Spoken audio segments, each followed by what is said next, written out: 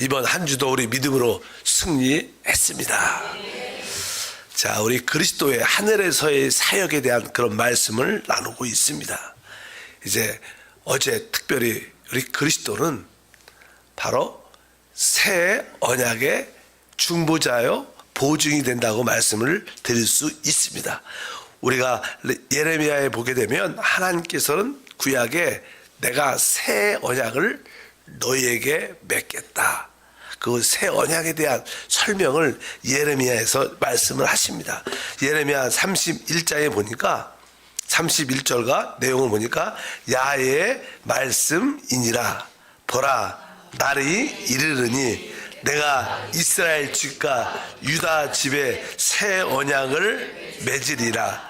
그러나 그날 후에 내가 이스라엘 집과 맺을 언약은 이러하니 곧 내가 나의 법을 그들 속에 두며 그들의 마음에 기록하여 나는 그들의 하나님이 되고 그들은 내 백성이 될 것이라.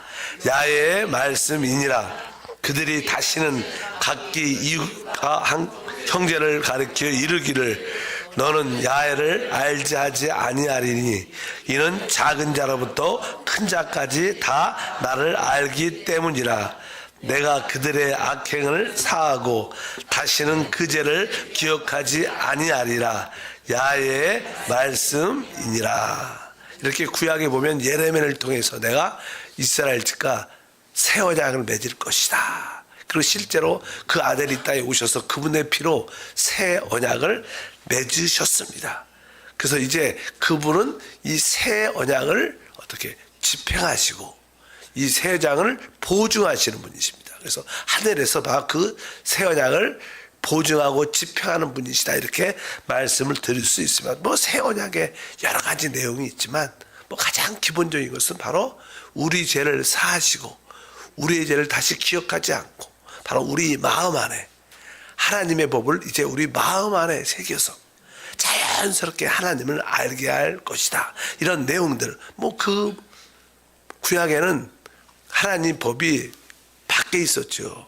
십계명이 돌판에 새겨져 있지만 이제 신약에서 새 언약, 주님의 죽으심과 부활을 통해서 세워진 새 언약은 바로 우리 안에 생명의 성령의 법으로 우리 영 안에 새겨진 줄 믿습니다. 그러한 새 언약에 대한 말씀을 했는데 바로 우리 주님은 지금 하늘에서 그 새 언약을 보증하고 그 새 언약을 집행하고 계신다. 히브리서 9장 15절과 7장 22절을 보니까 이로 말미암아 그는 새 언약의 중보자이시니 이는 첫 언약 때에 범한 죄에게 속량하시고 죽으사 부르심을 입은 자로 하여금 영원한 기업의 약속을 얻게 하려 하심이라. 이와 같이 예수는 더 좋은 언약의 보증이 되셨느니라. 그래서 바로 그분은 새 언약의 중보자일 뿐만 아니라 보증이 되셔서 당연하게 그분은 이 새 언약을 집행할 그러한 능력과 모든 것을 갖고 계신 줄 믿습니다. 그러한 의미에서 그분은 하늘에 오르실 때 바로 진짜 원래 주님과 그리스도이시지만 그분은 다시 한번 죽음과 부활과 승천을 통해서 모든 이 만물의 주와 그리스도가 되게 하셨다. 에베소 1장 그래서 우리 주님은 바로 그리스도가 우리의 주와 그리스도가 되셨다. 이 주라는 것은 그분이 이 모든 만물의 주권을 갖고 계시다는 주권. 그리고 또 한편 그리스도는 바로 그분이 바로 이제 하나님의 모든 목적을 이루신 그리스도라는 거예요. 그래서 그분은 바로 하늘에 오르실 때 다시 한번 공개적으로 주와 그리스도가 되게 하셨다고 말씀을 하십니다. 그러면 이제 우리 주님은 이제 주와 그리스도로 하늘에 계신데 그 하늘에서 어떤 일을 실적으로 하시냐? 뭐 새 언약을 집행하죠. 그 새 언약의 집행의 실제는 바로 그분의 교회에게 기본적으로 바로 성령의 능력을 부어주시는 일을 어제 하신다고 말씀을 드렸고 오늘은 에베소서 1장 22절에 보니까 또 만물을 그의 발 아래 복종하게 하시고 그를 만물 위에 교회의 머리로 삼으셨다. 이 말씀을 자세히 보면 또 만물을 그의 발 발 아래 복종하게 하시고 그를 만물 위에 교회의 머리로 삼으셨습니다. 이 의미는 이런 뜻입니다. 사실 이 주님은 주와 그리스도가 되셔서 이 모든 우주의 만물의 머리라는 거예요.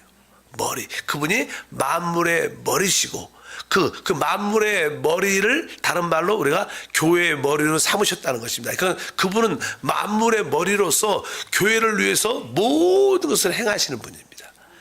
그래서 우리가 알다시피 오늘 보니까 만물을 그의 발 아래 복종해 하시고 그분이 이 우주 하늘을 위해서 무엇을 하시는가? 바로 그 아들의 표현인 바로 그리스도의 몸 교회를 세우시는 일을 하십니다. 하나님의 목적은 교회를 얻는 것이다. 그래서 그렇게 늘 우리가 말을 많이 했기 때문에 우리가 기본적으로 그분은 지금 주와 그리스도로서 무슨 일을 하시는가?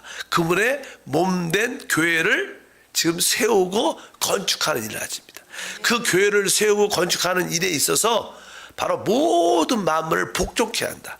모든 만물의 환경과 모든 것을 통하여 그분은 교회를 건축하고 세우는 일을 하신다 말씀을 드릴 수 있습니다. 그래서 이 모든 이 우주와 환경과 이 모든 안배들이 결국 하나님의 교회가 다 건축되기 위해서 그래서 우리의 모든 것이 합력하여 성이 됩니다. 만약에 우리나라가 이렇게 혼란과 혼돈 가운데 있는 것조차도 결국 합력하여 성이 될 것입니다. 누굴 위해서? 교회가 세워지고 건축되기 위한 모든 하나님의 다스림 안에 있다. 그래서 만물을 모든 것에 복종하게 한다고 말씀을 드릴 수 있고 그래서 결국 어떻게 되냐? 에베소 1장 10절에 말씀합니다. 하늘에 있는 것이나 땅에 있는 것이 다 그리스도 안에서 통일되게 하려 하십니다. 여기 보니까 그냥 하늘에 있는 것이나 땅에 있는 것이 다 이 의미는 통일된다는 뜻은 그 머리의 질서 아래에 있게 된다 이런 뜻입니다. 통일되는 것은 하나로 이렇게 이루어지는 거 아닙니까? 통일 쉬운 말로는 그러니까 이것은 뭐예요? 하나님의 모든 주권 아래 모든 것이 질서 가운데 있게 된다. 지금은 알다시피 얼마나 세계적으로 혼란과 혼돈, 무질서가 판치고 있습니까? 이런 가운데 결국 이러한 모든 것을 다 정리하시고 그리스도를 머리로 모든 만물이 그 질서 가운데 있게 된다. 이것이 바로 하늘에 있는 것이나 땅에 있는 것이 다 그리스도 안에서 통일된다는 그런 의미를 가지고 있습니다. 결국 우리 주님은 이 만물의 머리로서 그리스도 안에서 모든 것이 질서 안에 있도록 회복할 것이다. 이것이 바로 교회를 만드는 하나님의 일인 줄 믿습니다. 그럴 때 이제 교회가 영적으로 성장하고 자라게 되죠. 그래서 교회는 하나님께서 구속받은 사람들로 만들어내시는 거예요. 구속받은 모든 사람들이 그의 생명을 통해서 서로 연결되고 하나로 자란다. 그래서 사실 우리 이 몸을 보면요. 이것도 우리의 실제적인 이 몸도 하나의 예표고 하나의 그림입니다. 우리가 교회는 그리스도의 몸이다.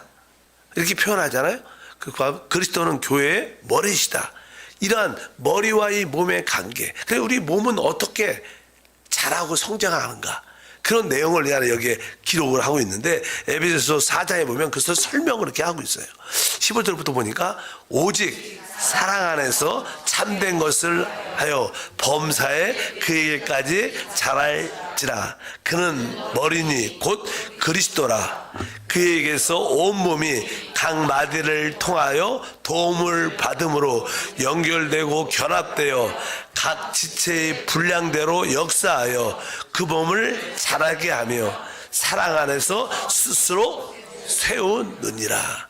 사실 이 말씀들은 실제로 아마 사도 바울이 우리 몸의 성장을 이렇게 바라보면서 기록한 것 같아요. 계시에 따라서 기록했지만 바로 어떻게 보니까 오직 사랑 안에서 참된 것을 하여 범사에 그 일까지 자라라.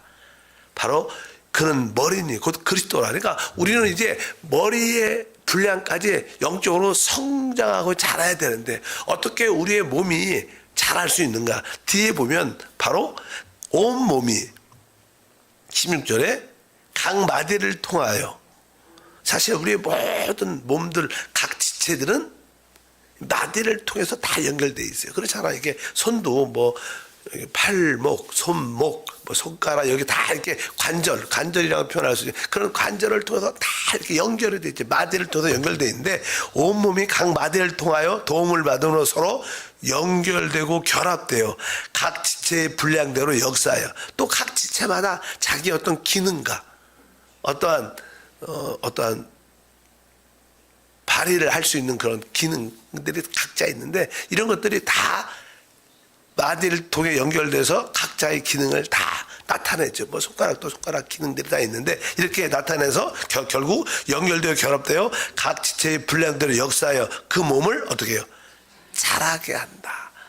결국 스스로 그 몸은 이렇게 서로 이렇게 연결되고 마디를 통하여 서로 각자의 기능을 발휘하면서 점점점 몸의 성장을 이렇게 갖게 돼서 머리의 그리스도인까지 자라게 된다. 이렇게 우리 교회의 영적인 상태를 설명할 때 이렇게 말씀합니다. 많은 성도들이 각 마디를 통하여 서로 연결되고 각자의 가진 기능들을 이렇게 발휘하면서 결국 그리스도의 몸이 자연스럽게 세워져 가면서 그리스도의 몸을 통하여 그리스도가 나타나게 한다. 이런 뜻을 가지고 있습니다. 우리에게는 다 구원받을 때 각자의 어떠한 기능, 달란트들이 다 있어요.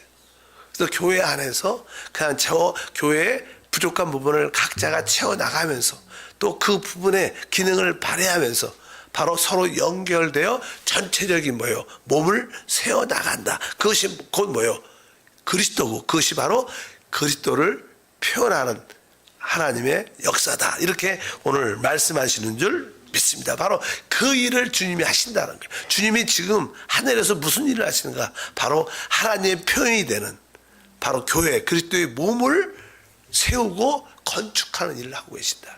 이 일을 위해서 주님은 우리를 변화시키기 위해서 모든 환경을 다 복종시키고 다스리고 있다. 이렇게 그 일이 하늘에서 이루어지는 일인 줄 믿습니다. 그래서 그분은 결국 그분의 교회를 위하여 모든 지체를 모든 성도들을 이제 어떻게 새롭게 성장과 변화를 위해서 우리를 이끌어 가시는데 그냥 그 설명을 이렇게 합니다. 에베소서 5장 26절과 29절 보니까 이는 곧 물로 씻어 말씀으로 깨끗하게 하사 거룩하게 하시고 오직 양육하여 보호하기를 그리스도께서 교회에게 한가 같이 하나니. 그러니까 우리 주님은 아까 전체적인 교회를 이렇게 세우고 건축하는 일을 하시는데 그 일을 행하실 때 어떻게 하시냐. 오늘 보니까 말씀으로 깨끗하게 하라 거룩하게 하신다. 그러니까 하나님의 말씀으로 우리 모든 구속받아 오른 사람들 점점 어떻게 깨끗하게 하고 거룩하게 하시는 일을 한다는 거예요. 그리고 그 교회의 모든 성도들을 어떻게 해요? 아주 양육하고 아주 보호해 주신다는 거예요. 그 일을 통하여 하나님은 교회를 세워나가신다는 거예요. 하나님 우리 교회 안에서 어떤 일을 하시는가? 바로 오늘 말씀에 물로 씻어 말씀으로 깨끗하게 하사 거룩하게 한다. 그분이 하시는 것은 일단은 우리를 거룩하게 합니다. 거룩하게 하는 일 기본적인 전제는 먼저 우리를 보혈로 깨끗이 죄와 허물을 씻어내죠. 그리고 나서 이제 그 여기 뒤에 보면 그러니까 물로 또 씻습니다. 물은 뭐 생명의 물이죠. 성령의 물로 우리를 또 말씀 안에 있는 성령의 물로 우리를 또 깨끗이. 우리에겐 두 가지 씻음이 필요한데 하나는 보혈로 있어서는 안 될 것을 씻어내시고 또 우리에게는 또 생명의 물로 우리를 어떻게 또 씻어 거룩하게 한다. 거룩하게 한다는 것은 주님을 위해서 분별된 삶을 살게 한다. 구별시킨다는 거예요. 우리는 그동안 통속적으로 살아왔습니다. 내 자신을 세상을 위해 살아왔지만 이제 거룩하게 된다는 나의 모든 삶이 오직 주님을 위한 것입니다. 이것이 분별된 삶이죠. 분별된. 거룩이라는 그런 뜻입니다. 내가 직장을 옛날에 다녀도 나를 위해서 다녔지만 이제 직장도 주님을 위해서 다닐 때 그 직장은 거룩해진 거예요. 우리가 공부도 나를 위해서 공부했지만 이제 내가 주님을 위해서 공부한다면 우리는 그 분야의 지식이라는 공부라는 그 분야에서도 어떻게 분별된 자, 구별된 자, 거룩하게 된 자인 줄 믿습니다. 그래서 사실 우리가 신부는 어떻게 보면 오직 신랑을 위해서 있는 거예요. 요즘 시대 그런 소리 하기도 무섭죠. 왜? 그런 말 별로 듣고 싶어 하지 않아요. 근데 이게 원래 신부는, 원래 우리가 그냥 영적인 관점에서 신부는 신랑을 위해서 모든 것이 구별된 삶을 사는 거예요. 마찬가지로 이 교회는 누굴 위해서? 그리스도를 위해서 있는 거예요. 오직 목적이 그리스도를 위해서 있을 때 그것을 뭐라 그래? 거룩하다 그래. 그러니까 우리가 거룩하다는 뜻은 우리의 온 존재가 주님을 위한 것이 될 때 그것을 거룩하게 해요. 우리가 점점점 통속적이고 육신적인 모습이 많이 있었지만 점점점 우리가 보혈로 또 말씀 안에 있는 성령의 물로 씻겨지면서 우리는 분별되게 되죠. 거룩하게 됩니다. 무엇을 위해서? 주님을 위한 삶으로.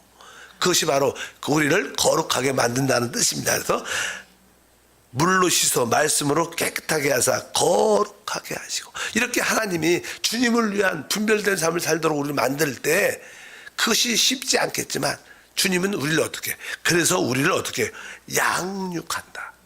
양육한다는 것은 우리에게 먹인다는 거예요. 그분은 계속 우리에게 하나님 말씀과 사랑을 어떻게 해요? 우리에게 계속 공급해 줍니다. 공급해 줍니다. 은혜를 공급해 주니까. 그것을 뭐 양육이라는 것은 우리가 자녀를 양육한다 그러면 엄마는 그 아이를 어떻게 늘 먹이죠. 먹이는 게 양육이라는 뜻입니다. 우리가 양육공과 이거 하나님의 말씀 그리스도를 먹는다는 뜻입니다. 바로 우리가 계속 그리스도는 우리를 양육하고, 왜? 공급이 있다는, 그분에게는 놀라운 축복의 공급이 있는데 공급을 통해서 우리를 양육하고 결국 어떻게 우리를 보호하신다.